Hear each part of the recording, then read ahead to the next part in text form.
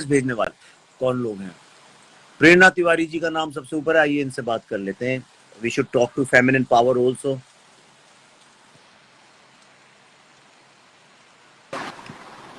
Hello, sir.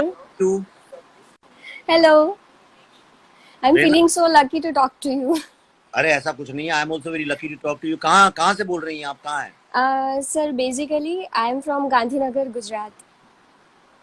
अच्छा, अभी आप गांधीनगर में हैं? हाँ जी, मैं अभी गांधीनगर में हूँ। हालात है, मैंने सुना अहमदाबाद में थोड़ी, बम्बई के बाद अहमदाबाद में भी काफी है। हाँ, थोड़ी वैसे तो है। अहमदाबाद से गांधीनगर ऑलमोस्ट 30-35 किलोमीटर्स के डिस्टेंस पर है, सो यहाँ पर इतना खराब नहीं है। यहाँ पे सिचुएशन इज अंडर कंट्रोल। तो आप क्या करती हैं प्रेरणा जी? सर, बेसिकली मैंने एमएससी एमफिल रिसर्च वर्क में कंप्लीट कर लिया है और फिलहाल मैं यूपीएससी की प्रिपरेशन कर रही हूँ। अच्छा, इसके बाद विशाल जैन से बात करूंगा, अभी से बता दे रहा हूँ। हाँ, क्या कर रही है? सॉरी हाँ जी, सर मैंने एमएससी एमफिल कंप्लीट कर लिया है रिसर्च वर्क में। I was doing research, I was a young scientist basically. कौन से सब्जेक्ट में? हाँ जी, research MSc was in climate change, basically atmospheric chemistry, and my MPhil was on waste management, solid waste management. अब Yes. देखिए, आप ही जैसे लोगों की जरूरत है, क्योंकि ये कोरोना के बाद आपको पता है ना कि ये बायो वेस्ट कितना ज्यादा क्रिएट होने वाला है। Excessive, not just bio waste but medical waste भी और मेडिकल, plastic waste भी. Yes, because the PPE kits and everything, syringe, जो भी टेस्ट के लिए ज़रूरी है वो सारी चीज़ें इसी से ज़्यादा निकलने वाली हैं. सो यस, बहुत ज़्यादा. अच्छा और इंडिया प्रेरणा, में. मुझे ये बताइए, हाँ जी. मेरी थ्योरी ये है कि ये जो कोरोना की जो समस्या है, ये हमने खुद क्रिएट की है। हम लोगों ने एनिमल्स के साथ, एनवायरनमेंट के साथ इतना ज्यादा इंटरफियर किया, ये सोच के कि हम लोग लैंडलॉर्ड है इस दुनिया के, जो चाहे वो कर सकते हैं। और शायद इसीलिए ये यूनिवर्स जो है, नेचर जो है, वो हमसे अपने लेवल पे बदला ले रहा है। इस थ्योरी में आप 2%, 3%, 10% एग्री करती हैं? सर, मैं इसमें 100% एग्री करती हूँ. डेफिनेटली. यस.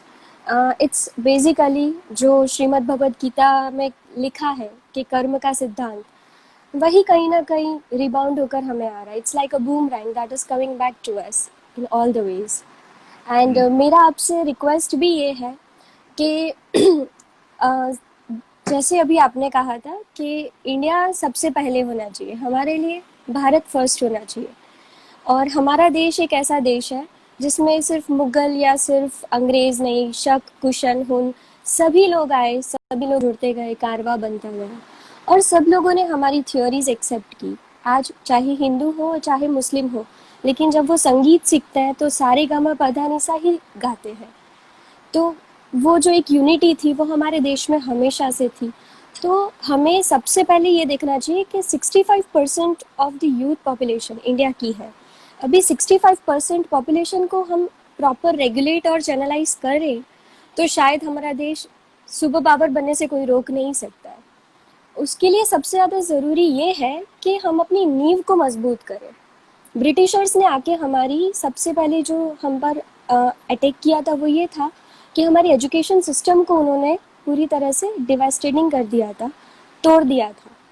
आज अगर हम किसी भी तरीके से वो सारे एथिकल वैल्यूज़, वो मोरल वैल्यूज़, वो एजुकेशन वापस ला सके जो आज एक यंगस्टर को ये बिलीव करवा सके कि वो कोई नॉर्मल इंसान नहीं है, लेकिन वो आशिष्ट, दृढ़िष्ट, बलिष्ठ, स्ट्रॉन्ग इंसान है, उसके अंदर परमात्मा है, वो कुछ भी अचीव कर सकता है.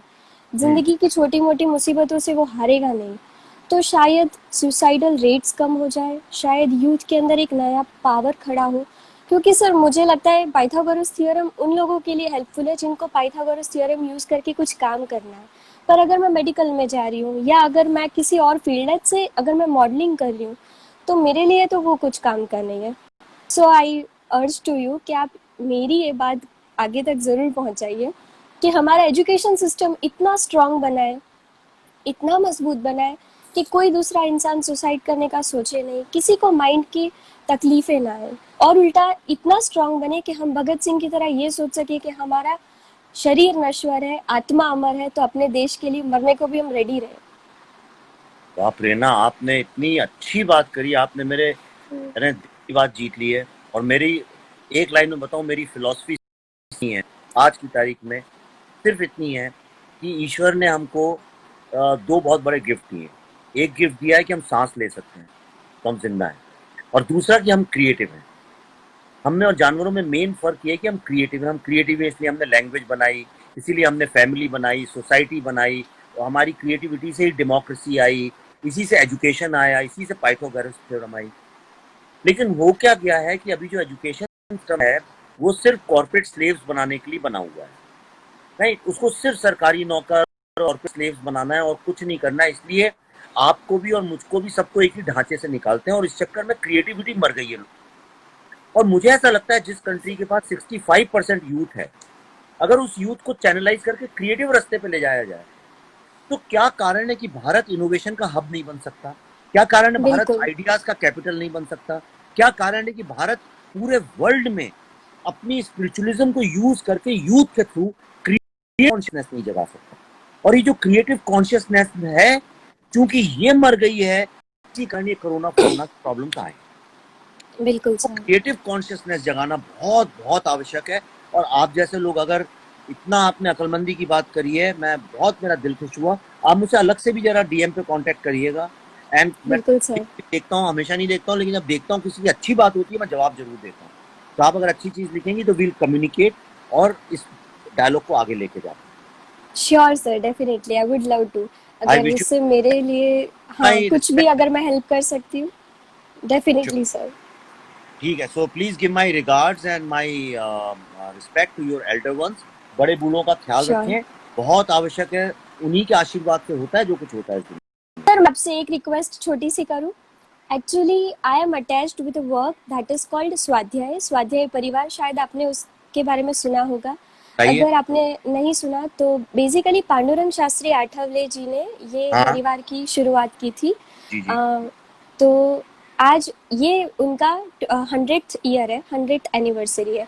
और मेरे जैसे लाखों यंगस्टर्स, युवान युवती हर साल अपना टाइम, टिफिन और टिकट ले लेकर हम लोग हर हर हफ्ते बिल्कुल निस्वार्थ भाव से गांव में, शहरों में जाते हैं और गीता के विचार, वेदों के विचार, उपनिषदों के विचार, जो भी हमें ईश्वर से जोड़ता है, इर्रिस्पेक्टिव ऑफ धर्म, चाहे वो हिंदू, मुस्लिम, सिख, ईसाई कोई भी हो, हम उनके पास जाते हैं, उनसे एक डिवाइन रिलेशन बनाते हैं और ट्राई करते हैं कि जिस हम एक दूसरे के साथ पवित्र रिश्ते से बंधे और अपने देश को आगे लाएं।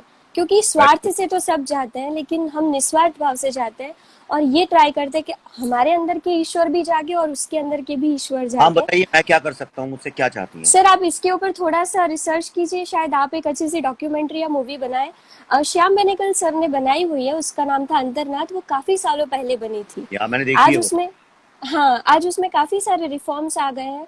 उसमें अपौरुषीय लक्ष्मी, दादाजी का कॉन्सेप्ट है अपौरुषीय लक्ष्मी, इसको ऑक्सफोर्ड यूनिवर्सिटी में पढ़ाया जा रहा है और उसको बोलते हैं impersonal wealth, concept of impersonal wealth.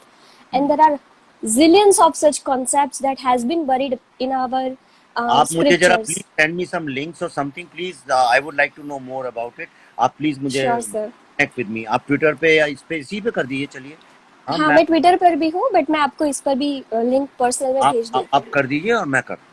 तो thanks a lot for talking to me. Great great, thank you बहुत सो अच्छा मच। लगा। Good, thank all you the so much sir. Okay sir, bye.